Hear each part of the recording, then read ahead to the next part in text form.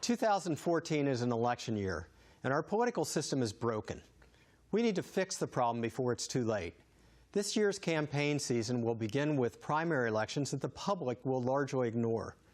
Many of us have been led to believe that primaries aren't important. Others carry that belief one step further.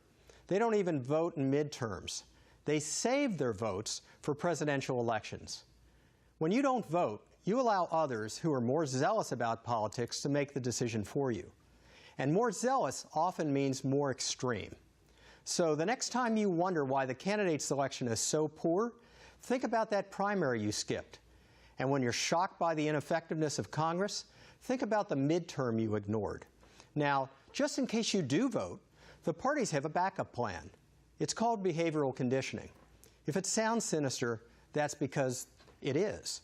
The parties are masters at creating and exploiting ignorance and fear. They position opposing candidates as nearly satanic individuals who must be stopped.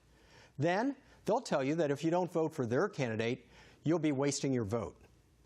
The more that mantra is repeated, the deeper the belief, until it controls your voting behavior and you ignore your options. How else can you explain why the country returned 92% of the senators and 90% of the members of the House who were up for re-election in 2012 when Congress had an approval rating in the low teens? Or how we returned a president who had delivered on so few of his promises? So here's the question you should be asking yourself. Which is the greater waste?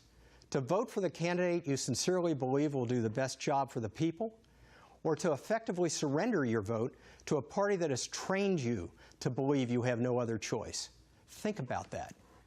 We're not compelled to favor sound bites over solutions, or promises over performance, or party puppets over independent thinkers. We've just been conditioned to behave that way.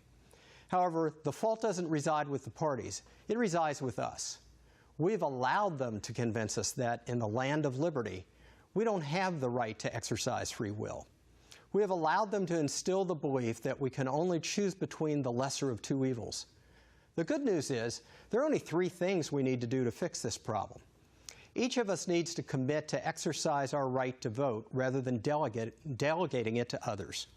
We need to recognize that our right to vote carries a civic responsibility with it, the responsibility to become informed. And we need to find the courage to cast such an informed vote. 2014 is an election year. Make a commitment to vote, then honor your responsibility to become informed. And finally, when you enter the voting booth, demonstrate the courage to vote for candidates who represent the best interests of the people rather than just the best interests of a party. Otherwise, you really will be wasting your vote. This edition of the Daily Ledger is now on its way to the archives of the Library of Congress. Thank you for watching. I'm TJ O'Hara, and remember, the parties can't create a problem that we, the people, can't solve.